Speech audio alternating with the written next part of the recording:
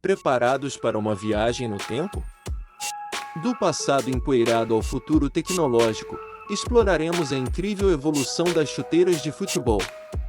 Uma história de inovação, estilo e desafios que moldaram o jogo que amamos. Vem com a gente nessa jornada! 1526 – Os primeiros passos rumo às chuteiras. Surpreendentemente, o registro inaugural de uma chuteira não estava ligado ao futebol. Conforme narrativas históricas, o calçado em questão era, na verdade, uma bota robusta de couro, reforçada com proteções metálicas e um salto alto. Sua concepção remonta ao ano de 1526, atendendo a uma requisição da monarquia inglesa para a prática de outros esportes, como o cricket, durante o reinado de Henrique VIII. É intrigante observar que, na época, a nobreza não estava envolvida com o futebol, tornando-se improvável que o monarca tenha efetivamente participado do esporte. Essa peculiaridade ressalta a versatilidade inicial das chuteiras, que inicialmente atendiam a demandas esportivas diversas. Posteriormente, a evolução incluiu a introdução de pregos como travas, uma inovação crucial para evitar quedas constantes durante as atividades esportivas. 1891 – A revolução nas chuteiras de futebol. Os primórdios das chuteiras de futebol se inspiraram nas botas, apresentando um solado liso que frequentemente deixava os jogadores literalmente nocauteados. A situação mudou em 1891 com a introdução das travas, uma inovação crucial implementada com regras e especificações rigorosas para garantir a equidade entre os jogadores e times.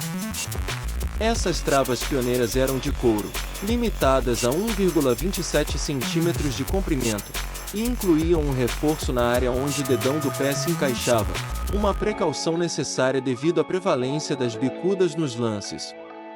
Na época, as chuteiras podiam chegar a pesar impressionantes 1 kg, dificultando a prática do futebol arte no século XIX. Essa dificuldade aumentava ainda mais em dias chuvosos, quando as chuteiras se tornavam ainda mais pesadas. 1925 – Um marco na evolução da chuteira de futebol. Uma luz apareceu para os goleiros da época graças aos irmãos Dassler. Com a dificuldade de chutar e finalizar com um calçado pesado, a dupla Rudolf e Adolf Dassler foi um marco na história da evolução da chuteira de futebol. Pioneiros na criação e produção dos calçados, eram sócios da empresa Dassler Brother Sport Shoe Company, que tinha sede na cidade de Herzogenaurach, na Alemanha.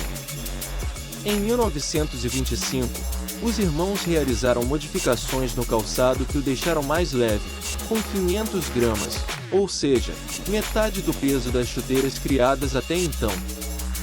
Os canos também baixaram e as travas podiam ser trocadas de acordo com o terreno, tornando a chuteira mais confortável e com uma ergonomia melhor, de forma que os jogadores não tivessem bolhas e machucados causados pela própria chuteira, fazendo a alegria da boleiragem.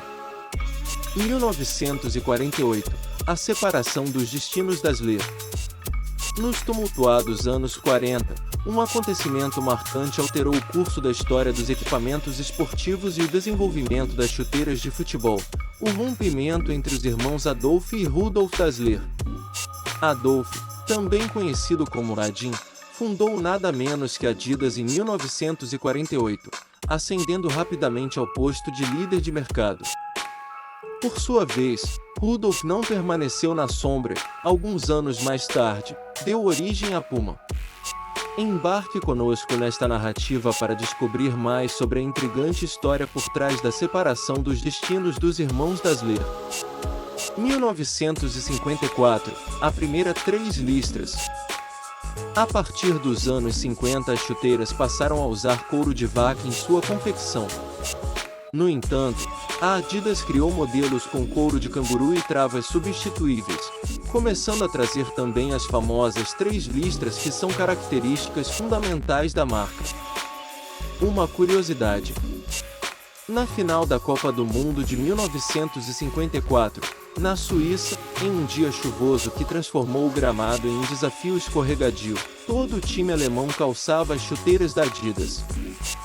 No intervalo do jogo decisivo contra a Hungria, Adin Dassler, fundador da Adidas, realizou uma manobra surpreendente. Ele trocou as travas das chuteiras dos jogadores alemães, substituindo por versões maiores. Essa astuta mudança contribuiu significativamente para a vitória da Alemanha na partida, conquistando o título da Copa de 1954. O êxito não se limitou ao campo. A Adidas, com sua jogada perspicaz, viu suas perspectivas dispararem no competitivo mercado esportivo. Anos 60, modelos mais leves.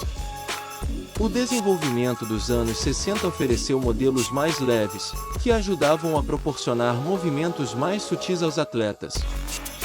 Pelé usou um destes experimentos inovadores da Puma na Copa de 1962, no Chile. Mesmo assim, quem dominou o período foi a Adidas. Um exemplo é o Mundial de 1966, na Inglaterra, em que cerca de 75% dos jogadores usaram chuteiras da marca alemã. 1970, Puma King. O Rei Pelé fez história mais uma vez ao usar o primeiro modelo de chuteira personalizada, a Puma King, na Copa do Mundo de 1970, no México. Um modelo mais leve em relação a outras chuteiras da época também foi adotado pelos craques Johan Cruyff, da Holanda, e Eusébio, de Portugal. 1979, a chuteira mais vendida da história. Chuteira Copa Mundial 1979. Em 1979, a Adidas lançou a Copa Mundial, simplesmente a chuteira mais vendida de todos os tempos. Feita em couro de canguru e com solado de poliuretano, o modelo pesava 270 gramas e foi uma febre internacional, reinando absoluta na década de 80. A Copa Mundial foi usada por jogadores do calibre de Maradona, Beckenbauer e Platini. Década de 1990, o surgimento de duas lendas. Adidas Predator, a primeira revolução na chuteira de futebol.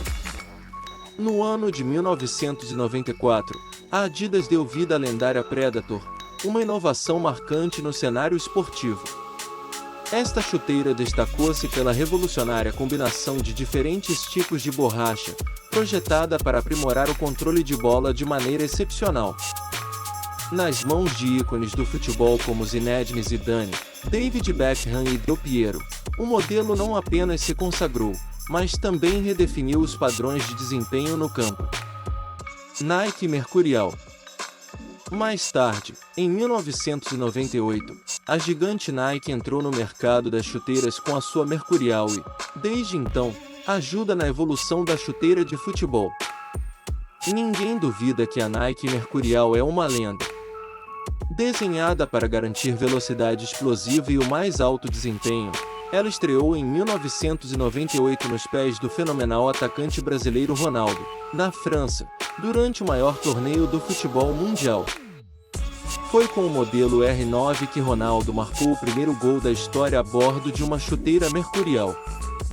O modelo pesava 200 gramas, a primeira com várias opções e cores, o que se tornou uma febre entre jogadores profissionais e boleiros de final de semana. Anos 2000. Nike Zoom Air Total 90. A chuteira que todo mundo queria. O nome já diz tudo, Total 90, projetada para dar conforto ao jogador durante os 90 minutos de jogo. Os modelos davam show em tecnologia com o uso de silicone para proteção e ataque e algumas até com aerodinâmica com inclusão de uma camada de ar no solado. Foi o grande lançamento da primeira década do século XXI. Todo goleiro que se preze já quis ter uma dessa.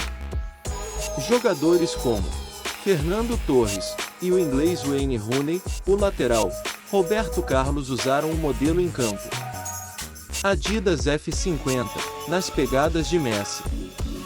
Capturado pela lente de David Ramos e Getty Images para Adidas, Lionel Messi, considerado um dos maiores jogadores de todos os tempos, deixou sua marca celestial no campo com a lendária chuteira F50, da Adidas. A concepção inovadora desse artefato esportivo parece quase moldada pelas características únicas do talentoso atleta argentino. Puma V1.06. Lançado originalmente em 2006, a Puma V1.06 foi um marco na história da fornecedora alemã. Além de ser a primeira chuteira da história com um cabedal feito com uma microfibra têxtil, o modelo foi, na época, o mais leve produzido pela Puma, pesando apenas 218 gramas. O camaronês, Samuel Eto'o, foi o principal modelo da chuteira na época. A edição comemorativa tem exatamente a mesma estrutura e tecnologias da versão original, como o material do cabedal, cadarço assimétrico, e solado com travas longitudinais e placa em fibra de carbono.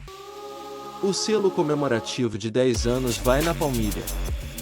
Foram produzidos apenas 500 pares do modelo. Década de 2010, chuteira de cano alto. Por volta de 2014 e 2015, Neymar escolheu a Nike Hypervenom Phantom. Essa década viu surgir novamente as chuteiras de cano alto, mais conhecidas como chuteiras botinhas. As chuteiras botinhas têm o objetivo de trazer ao atleta maior sensibilidade com a bola. A ideia é fazer que o jogador sinta realmente a sensação do contato com ela, aumentando o domínio e controlando melhor o seu jogo. O tamanho e a quantidade das travas da chuteira também influencia muito no estilo de jogo. Com a evolução do futebol, elas também mudaram, ajudando nos mais diferenciados tipos de gramado. Hoje em dia temos muitos modelos tecnológicos e diferenciados. Veja algumas fotos de modelos mais atuais.